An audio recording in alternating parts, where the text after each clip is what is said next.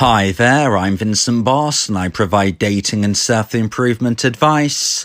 And in today's podcast, we're going to be discussing dumper guilt stages.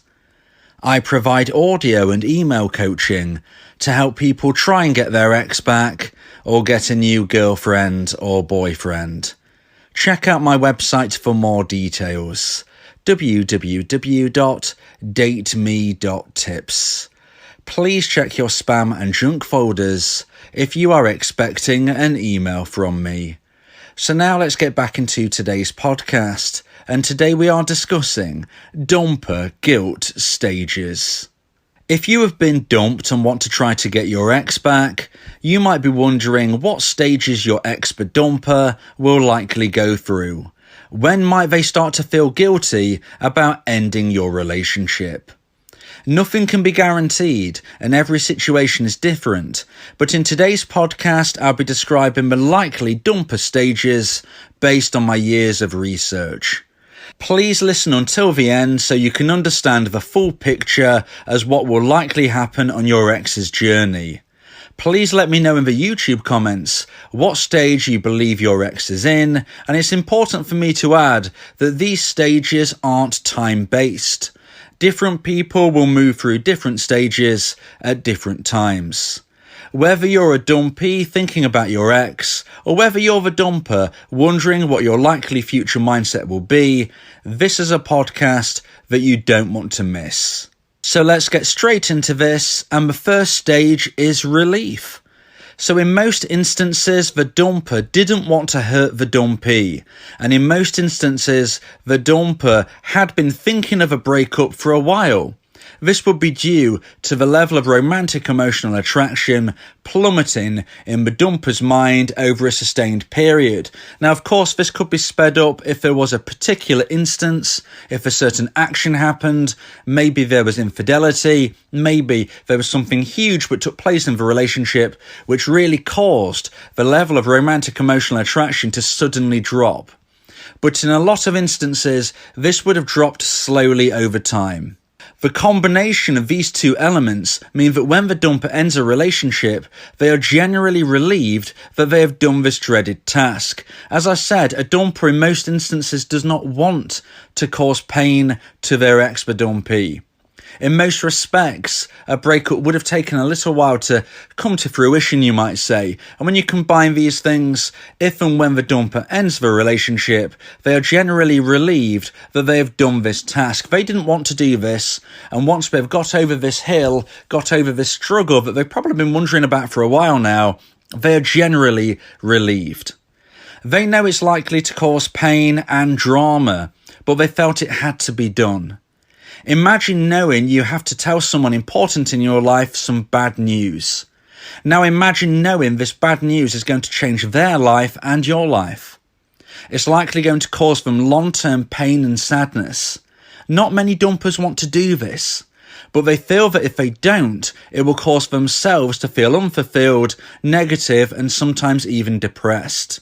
When most dumpers end a relationship, they instantly move into this relief stage. It's like they are breathing a sigh of relief that the worst is over. In their mind, they can now live a life that they believe will be more fulfilling. They feel a very low level of romantic emotional attraction for their ex.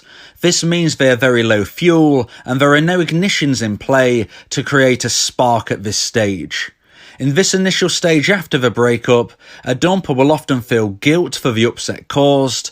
However, this guilt will be seen as a necessity on their road to recovery, because as a dumper, you've got to consider that they are feeling in a bad place themselves. They are feeling that they need to recover. They are feeling unfulfilled.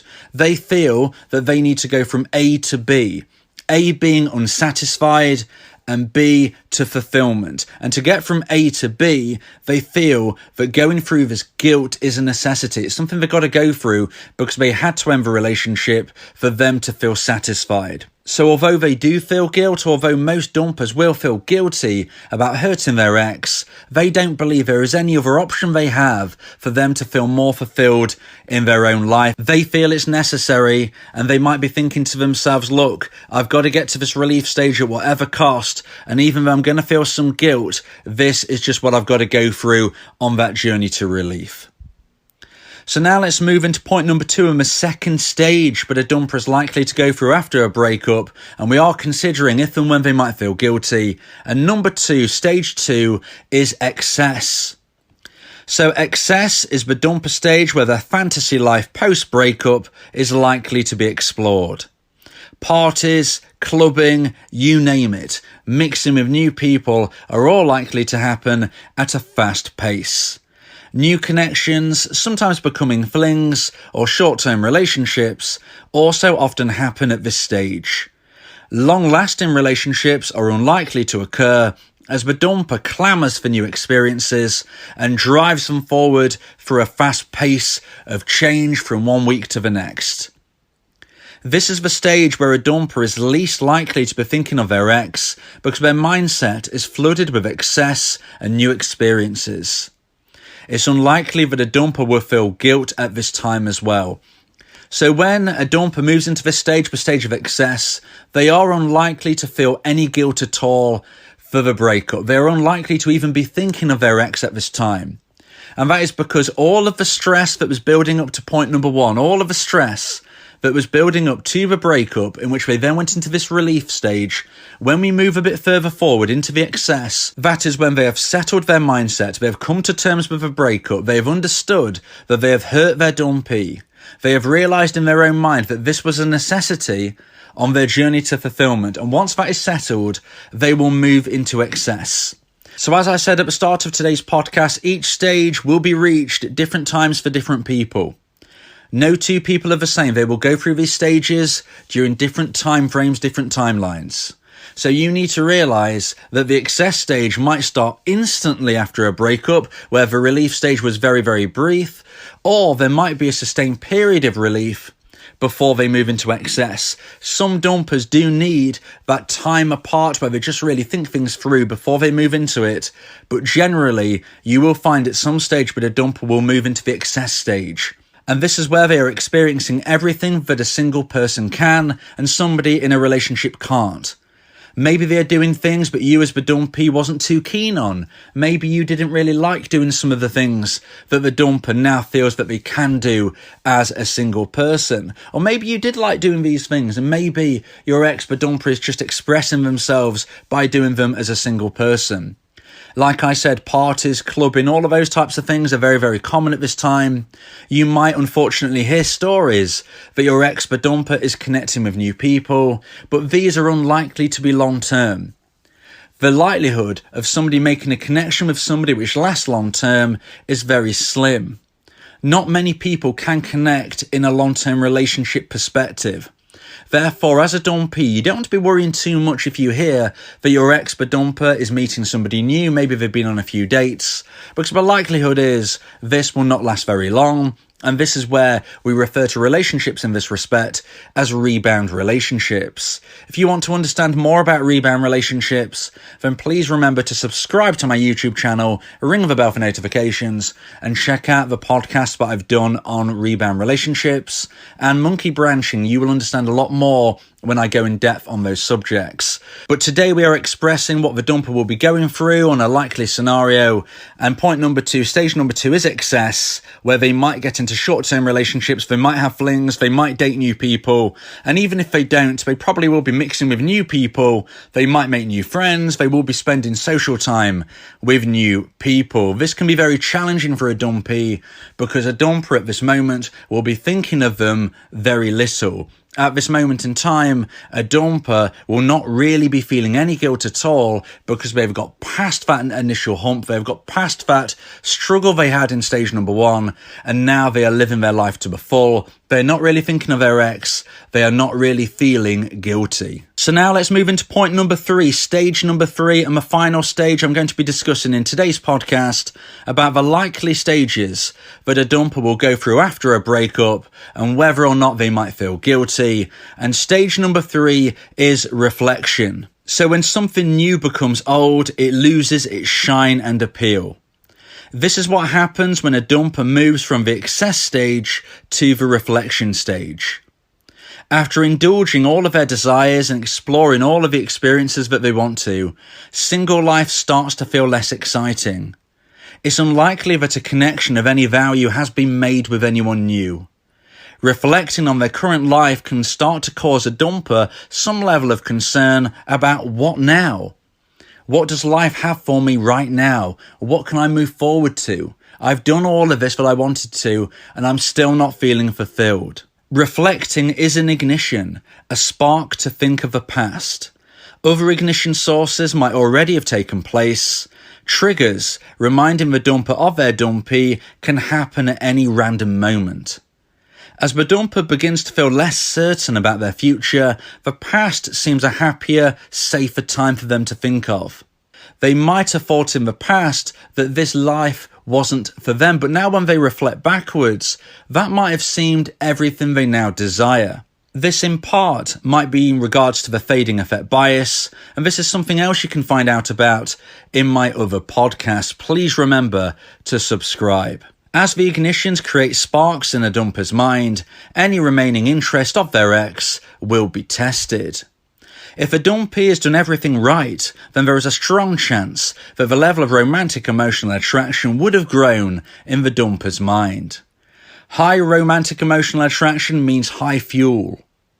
If a spark of ignition hits high fuel, then this will explode intrigue and regret in a dumper's mind.